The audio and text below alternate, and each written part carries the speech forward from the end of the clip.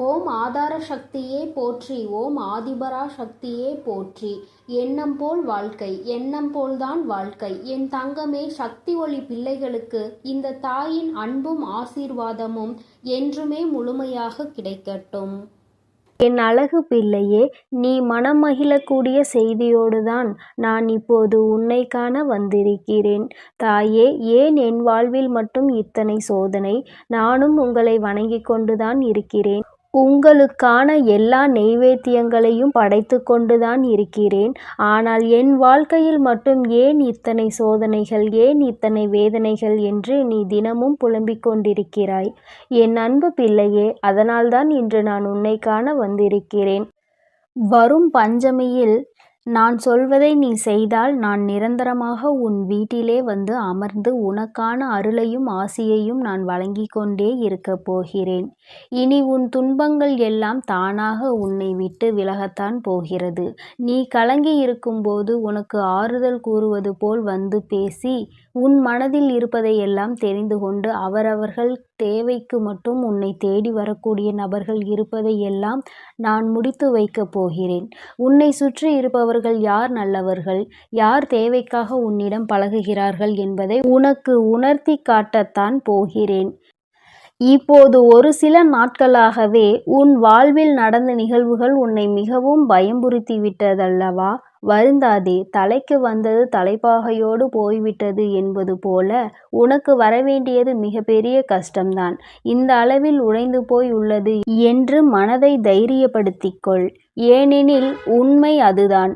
என் செல்லமே, நீ செய்த புண்ணியம்தான் இப்போது உன்னை காப்பாற்றியுள்ளது. இதையே உன் பிள்ளைக்கும் சொல்லிக் கொடு. நல்லது கெட்டது என எல்லாம் கலந்து நடக்கக்கூடிய இந்த உலக வாழ்க்கையில் கெட்டது என்பதை உனக்கு ஒரு அளவோடு கொடுத்து மீத பாரங்களை நான் சுமந்து கொள்ள தயாராகத்தான் இருக்கிறேன். உன் வராகி அம்மா உன்னை ஒரு நாளும் கைவிட மாட்டேன் என்ற நம்பிக்கையை மனதுக்குள் சுமந்து கொண்டு உனக்கான வேலைகளையும் கடமைகளையும் பொறுப்புகளையும் சரியாக செய்து இரவும் பகலும் பார்க்காமல் நீ கஷ்டப்பட்டு உழைத்த உன் பணத்தை ஒருவன் ஏமாற்றி உனக்கு துரோகம் செய்கிறானோ, யார் ஒருவர் உனக்கு கஷ்டத்தை கொடுக்கிறார்களோ அவர்கள் வாழ்க்கையை அழிவை நோக்கிதான் போகும் என்பதே கண்கூடாக பார்க்கத்தான் போகிறாய். நீ செய்த புண்ணியம் நிச்சயம் உனக்கு உதவும். ஒருபோதும் உன்னை கைவிடாது. அதே நேரத்தில் புண்ணியம் செய்த உன் மனது யார் கஷ்டப்படுத்தினார்களோ, யார் உன் வாழ்வில் ஏமாற்றத்தை துரோகத்தையும் உண்டு பண்ணினார்களோ அவர்கள் வாழ்வில் மீளாத துன்பத்தை அடையத்தான் போகிறார்கள்.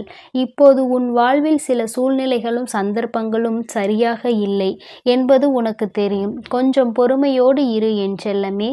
இப்போதுதானே உன் வீட்டிற்குள் நான் வந்துள்ளேன். இனி எல்லாவற்றையும் நான் சரி செய்வேன். நீ வருத்தப்படுவதாலோ கண் கலங்குவதாலோ இந்த உலகம் சுற்றுவதை நிறுத்தப் போவது இல்லைதானே? கண் கலங்கி அழுவதினால் எதுவும் மாறப்போவதில்லை. இப்போது இருக்கிற வாழ்க்கை எப்படி வாழ வேண்டும் என சிந்தித்து பார். உனக்கு துணையாய் நான் இருந்து வழிநடத்துவேன். நீ பயந்தாலும் சரி, அல்லது பணிந்தாலும் சரி, துணிந்தாலும் சரி, இந்த உலகமானது அதனுடைய வேலையை செய்து கொண்டுதான் இருக்கும். நீ எப்போதும் துணிவோடு தைரியமாக உன் வாழ்க்கையை எதிர்கொள்ள ஆரம்பிக்கிறாயோ அப்போது உன் வாழ்க்கை உன் பின்னால் நீ சொன்னதுபடி கேட்டு நடக்க ஆரம்பித்துவிடும். வாழ்க்கை என்பதே ஒரு ஓய்வில்லாத ஓட்டப்பந்தயம்தானே. அதில் நீ ஓடிக்கொண்டேதான் இருக்க வேண்டும். ஏதாவது ஒரு தேவையை நிறைவேற்ற, ஏதாவது ஒரு லட்சியத்தை மனதிற்கு வைத்து கொண்டு அதை அடைவதற்காக நீ ஓடிக்கொண்டேதான் இருக்க வேண்டும். ஆனால் கடமையை செய்ய துணிவோடு இருக்கும் உனக்கான வாய்ப்பை நான் வெகு விரைவாக கொடுக்கத்தான் உன் வீடு தேடி வரப்போகிறேன். எல்லாம் சரியாகும். என்னை நம்பு. வாழ்க்கை என்னும் தோட்டத்தில் பூக்களும் இருக்கும், முட்களும் இருக்கும். இத்தனை நாட்களாக முட்கள் போல வலியையும் வேதனையும் கொடுத்த உன் வாழ்க்கையை அப்படியே திருப்பி போட்டு மலர்கள் நிறைந்த அழகிய பூங்காவனமாக நான் மாற்றி காட்டப் போகிறேன். உன் கர்ம வினைகளை எல்லாம் நீக்கி சந்தோஷம் மலரும்படி நான் செய்யத்தான் உன்னை தேடி வந்துள்ளேன். கசப்பான உன் வாழ்க்கை இனி மாறத்தான் போகிறது. தொடர்ந்து தோல்வியை சந்தித்த உன் வாழ்வில் இப்போது நீ சரியான வெற்றியை சிறப்பாக பெறும்படி உனக்கான வாய்ப்பை உருவாக்கி தரப்போகிறேன். அளவு கடந்த கோபம் வரும் பொழுது கொஞ்சம் மௌனத்தோடு காத்திரு. ஏனெனில் நீ அவசரப்பட்டு எடுக்கக்கூடிய முடிவுகள் எல்லாம் அந்த சமயத்தில் மட்டும்தான் உனக்கு பலனை கொடுக்கும். அதன் பிறகு அதுவே பெரிய பிரச்சனையாக மாறிவிடும். அதனால்தான் உனக்கான விஷயங்களை நான் பார்த்து கொள்கிறேன். கொஞ்சம் பொறுமையோடு சிந்தித்து செயல்படு. நான் பார்த்து கொண்டேதான் இருக்கிறேன். தேவையில்லாமல் கோபப்படவும் வேண்டாம். நீ பயப்படவும் வேண்டாம். உன் காயப்பட்ட மனதிற்கு மருந்தாக உன் வராகி அம்மா எல்லா விஷயங்களையும் செய்து கொடுக்கப் போகிறேன். உனக்கான சந்தோஷத்தை மிகப்பெரிய அளவில் உன்னிடம் கொண்டு வந்து சேர்க்கத்தான் நான் வந்திருக்கிறேன். உனக்கு துணையாய் இருந்து உன் வாழ்க்கையை மலரச் செய்வேன். பக்தி கொண்ட உன் மனம் முக்தி அடையும்படி உனக்கான விஷயங்களை எல்லாம் சிறப்பாய் நான் இனி செய்து கொடுக்கப் போகிறேன். வாழ்க்கையில் விழுந்து கொண்டே இருந்தேனே, இப்போது எழுந்து துணிந்து சந்தோஷமாய் வாழப்போகிறாய். அதற்கு நான் சொல்வதை மட்டும் நீ செய்தால் போதும். என் அன்பு பிள்ளையே, வரும் பஞ்சமி அன்று நல்லெண்ணெய் தீபம் ஏற்றி பிரம்ம முகூர்த்தத்தில் நீ என்னை வழிபட்டாய் என்றால் நிச்சயம் நான் உன் இல்லம் தேடி வந்து சேருவேன்.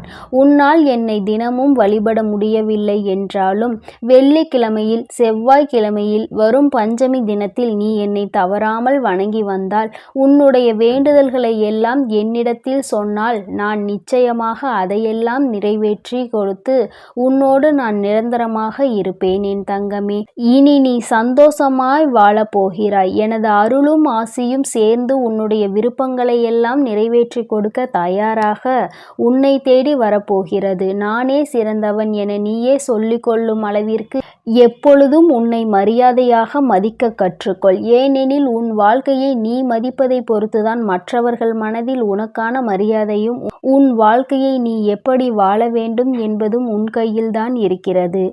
எக்காரணம் கொண்டும் அதை மற்றவர்கள் கையில் ஒப்படைத்து விடாதே என் செல்லமே. உனக்கான செயல்களை செய்து அதில் வெற்றி பெறுவதற்கு முன்பாக நீ நினைத்த காரியங்களை நன்றாக சரியாக நடந்து வெற்றி அடைவதற்கு முன்பாக அதை யாரிடமும் ஒருபோதும் வெளியில் தெரிவிக்க வேண்டாம்.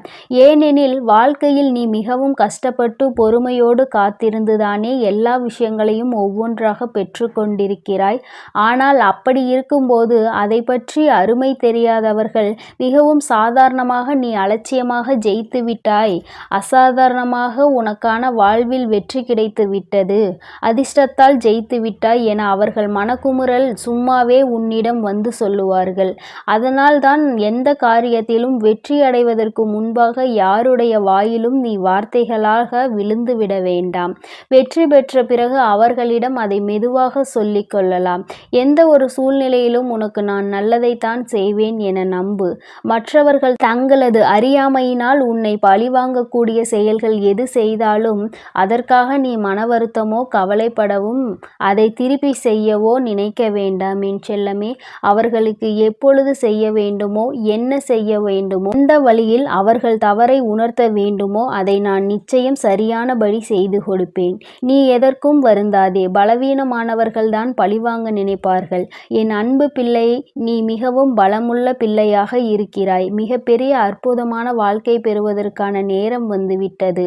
உன் வாழ்க்கை என்பது மகிழ்ச்சியும் துக்கமும் கஷ்ட நேரமும் நல்ல நேரமும் எல்லாம் கலந்து சரியான வட்டம் போலதான். நீ கடினமான காலங்களை எல்லாம் இப்போது சந்தித்து கடந்து வந்து விட்டாய்.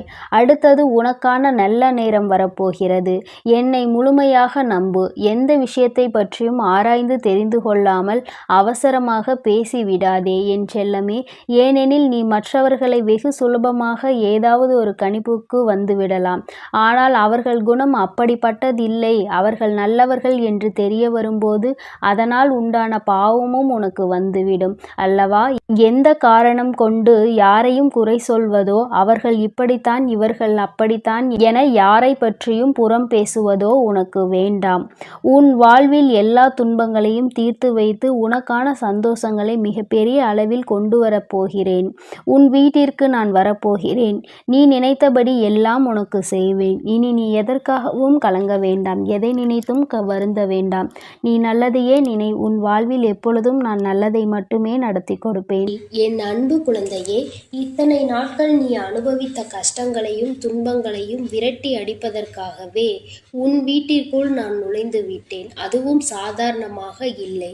நீ சந்தோஷப்படக்கூடிய ஒரு நல்ல விஷயத்தோடு தான் உன் அம்மா நான் உன்னை என் அன்பு பிள்ளைக்கு இந்த தாயின் ஆசீர்வாதம் என்றுமே முழுமையாக கிடைக்கும்.